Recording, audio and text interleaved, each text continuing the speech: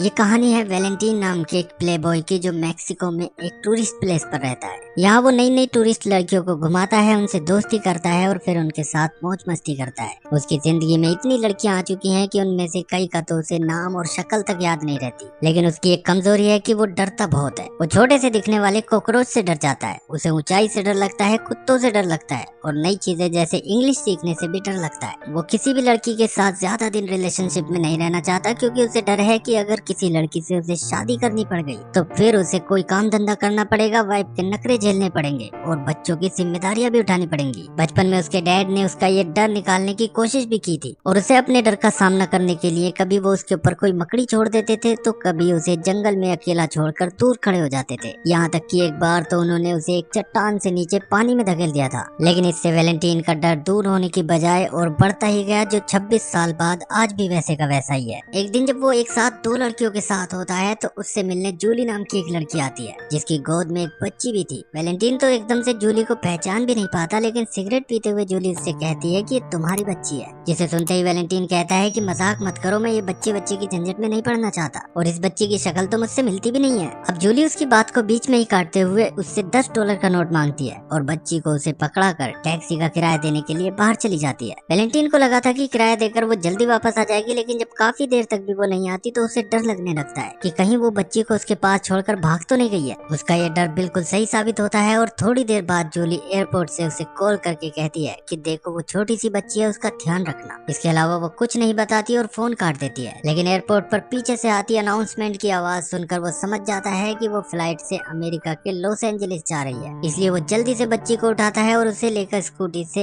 Airport की तरफ चल देता है। लेकिन जब तक वो एयरपोर्ट पहुंचता है तब तक जूली प्लेन में चढ़ रही होती है। वैलेंटीन दूर से ही बच्ची को दिखाकर उसे आवाजें लगाता है, लेकिन जूली उसे देखने के बावजूद भी नहीं रुकती और अपने आंसू पोंछते हुए प्लेन के अंदर चली जाती है। अब वो बुरी तरह डर जाता है और उसे समझ नहीं आता कि वो इस बच्ची का क्या करे। इसलिए सबसे पहले वो अपने एक दोस्त के पास जाता है क्योंकि उसकी वाइफ से उसे बच्ची का डायपर चेंज करवाना था। जूली एक छोटा सा बैग भी छोड़कर गई थी जिसमें से उसे बच्ची का पासपोर्ट मिल जाता है। इसमें उसका नाम मैगी लिखा हुआ था और पासपोर्ट के हिसाब से वो एक अमेरिकन सिटीजन थी। उसके दोस्त की वाइफ हमेशा से चाहती थी कि वैलेंटीन ये आवारागर्दी छोड़कर जिंदगी को थोड़ा ढंग से जीना शुरू कर दे। इसलिए वो दोस्त से कहती भी है कि देखो कितनी प्यारी बच्ची है, इसे तो तुम अपने पास ही रख लो। लेकिन वैलेंटीन वही बात कहता है कि बच्ची के चक्कर में उससे उसकी आजादी छिन जाएगी और पता नहीं उसे क्या क्या पापड़ बेलने पड़ेंगे। इसलिए वो उस बच्ची मैगी को जूली को वापस देने के लिए लॉस एंजलिस जाने का फैसला करता है। अपने घर में उसे जूली की एक फोटो भी मिल जाती है जिससे उसे वहाँ के एक होटल का एड्रेस पता चल जाता है जहाँ शायद जूली काम करती होगी। लेकिन वैलेंटीन को फ्लाइट के सफर से भी डर लगता था, इसलिए वो कभी किसी से लिफ्ट लेकर तो कभी पैदल ही अमेरिकन मैक्सिको बॉर्डर की तरफ चल देता है। रास्ते में वो मैगी को अपने बचपन की काफी सारी बातें सुनाता जाता है। एक जगह उसे दूध पिलाता है और यहाँ तक कि अब वो उसका डायपर भी खुद ही बदलने लगता है। आखिर एक ट्रक वाला उसे कुछ मजदूरों के साथ छुपाकर बॉर्डर पार करा देता है और किसी तरह वो मैक्सिको के उस होटल पहुंच जाता है। लेकिन यहाँ जूली के बारे में पता करना उसके लिए बहुत मुश्किल साबित होता है क्योंकि उसे इंग्लिश बोलनी और समझनी बिल्कुल भी नहीं आती। अब वो मैगी को होटल में ही एक जगह छोड़कर जूली के बारे में पूछते हुए होटल के 10वें फ्लोर पर पहुंच जाता है। यहाँ उसे फ्रैंक नाम का एक फिल्म प्रोड्यूसर दिख जाता है जो मैक्सिकन लैंग्वेज में ही फोन पर किसी से बात कर रहा था।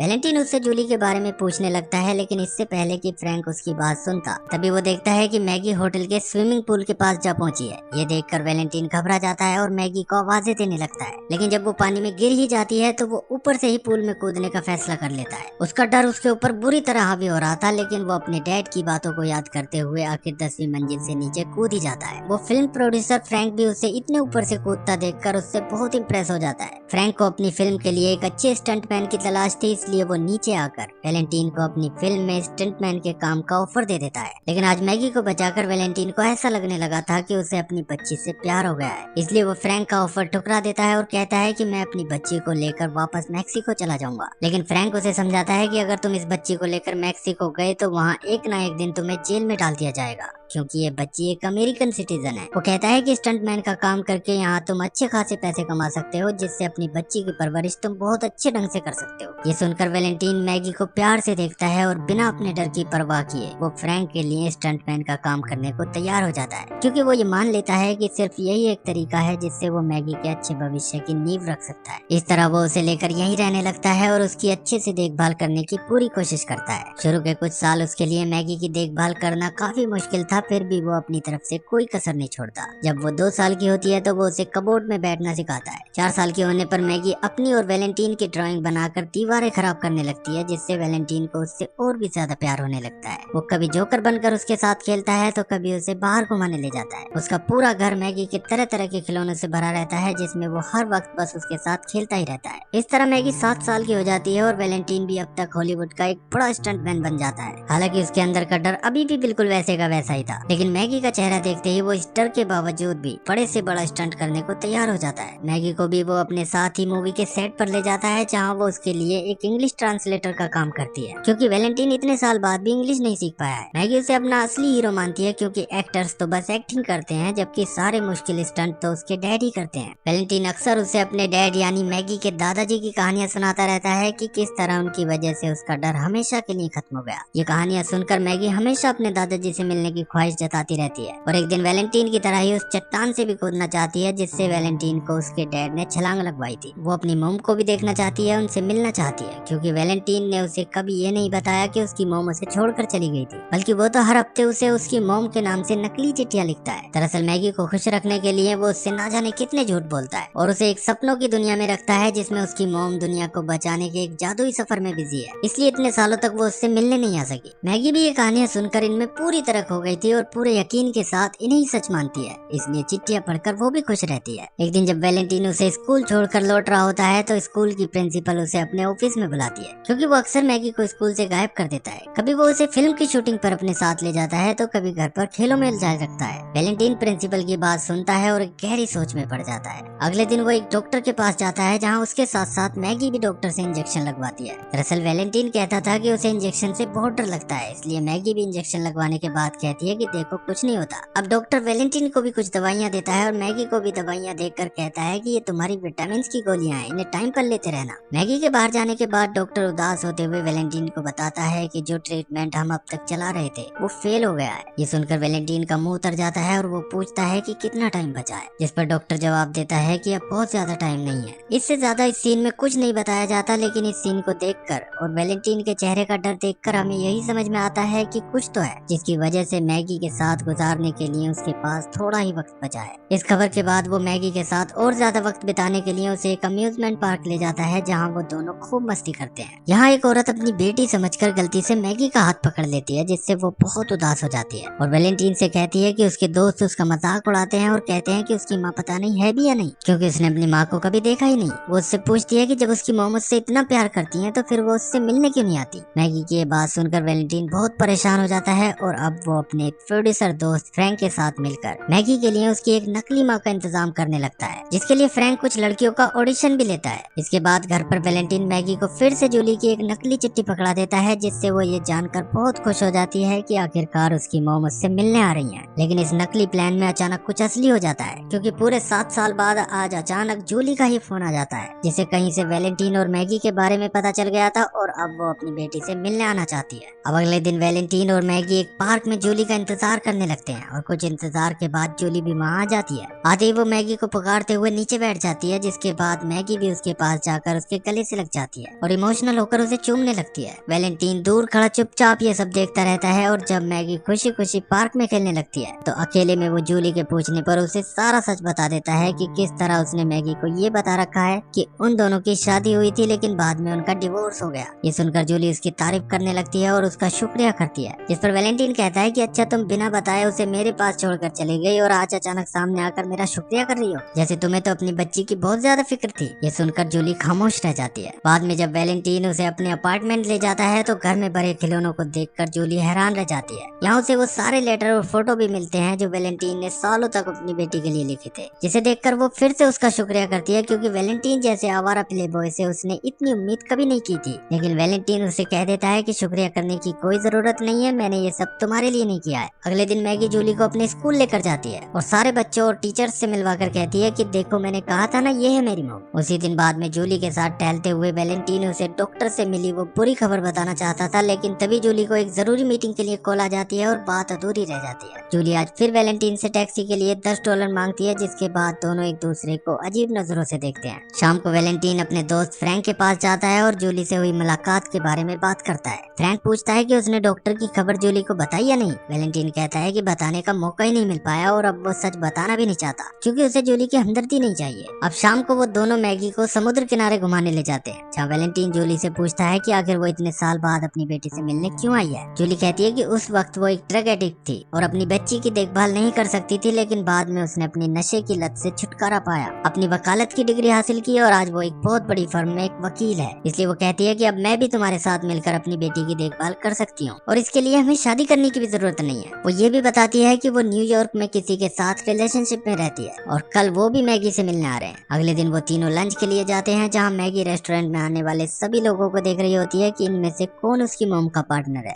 वैलेंटीन और मैगी को लगा था कि कोई आदमी आएगा, लेकिन उनकी हैरानी का ठिकाना नहीं रहता जब एक औरत आती है। जूली बताती है कि यही उसकी पार्टनर रेने है और वो दोनों मिलकर मैगी की जिंदगी का हिस्सा बनना चाहती है। बाद में मैगी जिद करके जूली और रेने को वैलेंटीन के फिल्म सेट पर ले जाती है, जहाँ वैलेंटीन को 5वें फ्लोर से कूदना था, लेकिन मैगी उन दोनों को इम्प्रेस करने के लिए उससे टॉप फ्लोर से कूदने के लिए कहती है और उसकी खुशी के लिए वैलेंटीन टॉप फ्लोर से कूद जाता है, लेकिन ऐसा करके वो कुछ देर के लिए बेहोश भी हो जाता है। इस तरह पहली बार उसके खतरनाक काम को देखकर जूली भी डर जाती है, लेकिन वैलेंटीन कहता है कि इस काम की बदौलत ही वो मैगी को एक अच्छी जिंदगी दे पाया है। इसके बाद जूली रेने के साथ न्यूयॉर्क वापस जाने लगती है। फ्लाइट में जाने से पहले जूली कह रही थी कि वो मैगी से मिलने आती रहा करेगी, लेकिन जब मैगी उससे लिपट कर रोने लगती है और कुछ दिन और उसके साथ रहने की जिद करती है तो जूली का मन बदलने लगता है। मगर उसकी फ्लाइट मिस हो रही थी, इसलिए फिलहाल उसे जाना पड़ता है। मगर इसके कुछ ही दिन बाद वैलेंटीन को कोर्ट का एक नोटिस मिलता है, जिससे उसे पता चलता है कि जूली ने मैगी की फुल कस्टडी पाने के लिए केस कर दिया है, यानी कि वो मैगी से कभी कभी मिलने की बजाय उसे पूरी तरह अपने पास ही रखना चाहती है। वो कोर्ट के सामने मानती है कि अपनी नशे की लत की वजह से वो अपनी बच्ची की देखभाल करने की हालत में नहीं थी, लेकिन अब सब कुछ बदल चुका है। वो कहती है कि वैलेंटीन ने मैगी के लिए बहुत कुछ किया है, लेकिन इस बात को भी नजरअंदाज नहीं किया जा सकता कि उसका काम बहुत खतरनाक है और अगर किसी दिन उसे कुछ हो गया तो मैगी का क्या होगा। मैगी की स्कूल प्रिंसिपल भी उसे एक बाप के रूप में बिल्कुल लापरवाह इंसान बताती है, क्योंकि वो मैगी को रेगुलर तरीके से स्कूल नहीं भेजता, बल्कि उसे खुश करने के लिए बस उसे घुमाता और खिलाता फिरता है। साथ ही जूली ये भी कहती है कि वो ऐसे इंसान के पास अपनी बेटी को कैसे छोड़ सकती है जो उसे खुश करने के लिए एक ऊंची चट्टान से कूदाना चाहता हो। दरअसल मैगी ने उसे ये बात बताई थी कि एक दिन वो अपने डैड के साथ उस चट्टान से कूदने जाएगी। जूली का पक्ष सुनने के बाद जज उन्हें 2 हफ्ते बाद की तारीख दे देता है, जिस पर वैलेंटीन का भी पक्ष सुना जाएगा और उसी आधार पर कोई फैसला दिया जाएगा। कोर्ट से बाहर वैलेंटीन जूली से पूछता है कि तुम मेरे साथ ऐसा क्यों कर रही हो, मैंने तो तुम्हें कभी भी मैगी से मिलने से नहीं रोका। लेकिन जूली कहती है कि अपनी बेटी से मिलने के बाद मुझे उससे प्यार हो गया है, इसलिए मैं हमेशा के लिए उसे अपने पास रखना चाहती हूँ और वैसे भी वो मेरे पास ज्यादा सेफ रहेगी। इसके बाद एक दिन वैलेंटीन मैगी को लेने स्कूल जाता है तो वहाँ जूली भी आ जाती है और उसे कोर्ट का एक ऑर्डर दिखाते हुए कहती है कि जब तक केस चल रहा है तब तक हफ्ते में 3 दिन वो भी मैगी के साथ आधा दिन गुजार सकती है। अब मैगी स्कूल से बाहर आती है तो वैलेंटीन उसे शाम तक के लिए जूली के साथ जाने को कह देता है, जिससे मैगी बहुत खुश हो जाती है। अब जूली उसे काफी सारी शॉपिंग कराती है, घुमाती फिराती है और बच्चों का एक शो भी दिखाने ले जाती है। रात को वो उसे वैलेंटीन के घर छोड़कर वापस चली जाती है तो मैगी देखती है कि वैलेंटीन को काफी सारी चोटें लगी हुई थी, क्योंकि मैगी के लिए वो अपना स्टंटमैन का काम छोड़कर आज एक बूढ़ी औरत के घर काम करने गया था। मगर ये काम उसके लिए और भी खतरनाक साबित हुआ और अब उसका ये हाल है। इसके बाद अगली तारीख पड़ती है, जिस पर उसका प्रोड्यूसर दोस्त फ्रैंक कोर्ट को वो कहानी बताता है कि कैसे अपनी बेटी को पूल में डूबने से बचाने के लिए वैलेंटीन ने 10वीं मंजिल से छलांग लगा दी थी। जिसके जवाब में जूली का वकील कहता है कि मैगी पूल के पास भी तो उसी की लापरवाही की वजह से जा पहुंची थी। इसी तरह और भी कई लोग वैलेंटीन के पक्ष में गवाही देते हैं, लेकिन जूली का वकील अपनी दलीलों से इन सब की काट कर देता है। ये सब देखकर फ्रैंक को लगने लगता है कि वो ये केस नहीं जीत पाएंगे, इसलिए वो वैलेंटीन से कोर्ट को वो डॉक्टर वाली खबर के बारे में सब कुछ बताने के लिए कहता है। मगर वैलेंटीन ऐसा करने से मना कर देता है। वो कोर्ट में बस इतना ही कहता है कि वो अपनी बच्ची से बहुत प्यार करता है और वो भी उसके साथ बहुत खुश रहती है, इसलिए आप सिर्फ इसलिए मुझे मेरी बेटी से अलग नहीं कर सकते कि 7 साल बाद एक औरत को अचानक याद आ गया कि उसकी एक बेटी भी है। जज वैलेंटीन की इस बात से बहुत इम्प्रेस हो जाता है और वो फैसला सुनाता है कि बच्ची को उसे ही दिया जाएगा जिसे वो बचपन से ही जानती है, जो उसके लिए ऊंची बिल्डिंग से कूद भी सकता है और उसी के लिए कूदना छोड़ भी सकता है। इस तरह वैलेंटीन मैगी की फुल कस्टडी हासिल करने में कामयाब हो जाता है और अब वो स्टंटमैन पोस्टमैन की जॉब छोड़ने के साथ ही इंग्लिश भी सीखना शुरू कर देता है। लेकिन फिर एक दिन उसका वकील आकर उसे बताता है कि जूली उसका डीएनए टेस्ट कराना चाहती है। इस तरह वैलेंटीन का डीएनए टेस्ट होता है, जिसका रिजल्ट देखकर जज समेत सब लोग हैरान रह जाते हैं, क्योंकि टेस्ट से ये साबित हो गया था कि वैलेंटीन तो मैगी का असली बाप है ही नहीं। ये सुनकर वैलेंटीन का दिमाग घूम जाता है, क्योंकि जूली उसकी बताकर किसी और की बच्ची को उसके पास छोड़कर भाग गई थी। मगर फिर भी अब उसे इस बात से कोई फर्क नहीं पड़ता कि मैगी से उसका खून का रिश्ता है या नहीं। फर्क पड़ता है तो बस इस बात से कि कोर्ट ने उसकी बच्ची को जूली के हवाले करके उससे दूर करने का फैसला सुना दिया है। इस तरह अब वो वक्त भी आ जाता है जब जूली के साथ जाने के लिए मैगी अपना सामान पैक कर लेती है। अब तक तो वो अपनी मॉम के साथ जाने की जिद कर रही थी, लेकिन जब जाने का वक्त आया तो वो बहुत इमोशनल हो जाती है और वैलेंटीन से लिपट कर रोने लगती है। अपने लिए मैगी का ये प्यार देखकर वैलेंटीन की आंखों से भी आंसू बहने लगते हैं। ये देखकर जूली वैलेंटीन से कहती है कि मैं नीचे इंतजार कर रही हूँ, तुम मैगी को लेकर जल्दी बाहर आ जाना। मगर उसके जाते ही मैगी रोते हुए वैलेंटीन से कहती है कि मुझे नहीं जाना किसी के साथ, मैं अपनी पूरी जिंदगी बस आपके साथ रहना चाहती हूँ। ये सुनते ही वैलेंटीन भी रोने लगता है और रोती हुई मैगी को बड़े प्यार से चूमने लगता है। अब बाहर खड़े खड़े जूली को जब काफी टाइम हो जाता है तो वो ऊपर जाकर घर का दरवाजा खटखटाती है, लेकिन जब कोई भी दरवाजा नहीं खोलता तो उसके साथ जो पुलिस वाला था वो दरवाजा तोड़ देता है। लेकिन अंदर ये देखकर वो हैरान रह जाते हैं कि वैलेंटीन खिड़की के रास्ते से मैगी को लेकर भाग गया है। इस तरह मैगी को साथ लेकर वैलेंटीन जिस तरह छुपते छुपाते हुए अमेरिका आया था, उसी तरह उसे लेकर वो अपने देश मैक्सिको के लिए निकल जाता है। दूसरी ओर जूली पुलिस से उसे पकड़ कर लाने के लिए कहती है, लेकिन पुलिस की सुस्त कार्रवाई से तंग आकर वो और उसकी पार्टनर फ्रैंक के पास जाकर उसे धमकी देने लगती हैं कि वैलेंटीन कहाँ है, तुम्हें जरूर पता होगा। फ्रैंक कुछ भी पता होने से साफ इनकार कर देता है, तो वो उससे बदतमीजी से बात करते हुए वैलेंटीन को भी गालियां देने लगती हैं, जिससे गुस्से में फ्रैंक कहता है कि तुम सच जानना चाहती हो तो सुनो, जिस आदमी को तुम गालियां दे रही हो वो पिछले 4 साल से हर रोज इस डर के साथ सोकर उठता है कि शायद आज वो अपनी बेटी को आखिरी बार देख रहा है। यहाँ भी इससे ज्यादा कुछ नहीं बताया जाता और अब मैक्सिको में वैलेंटीन को दिखाया जाता है, जो सबसे पहले अपने दोस्त और उसकी वाइफ से जाकर मिलता है, जो उसे देखकर बहुत खुश होते हैं और मैगी से भी काफी सारा प्यार करते हैं।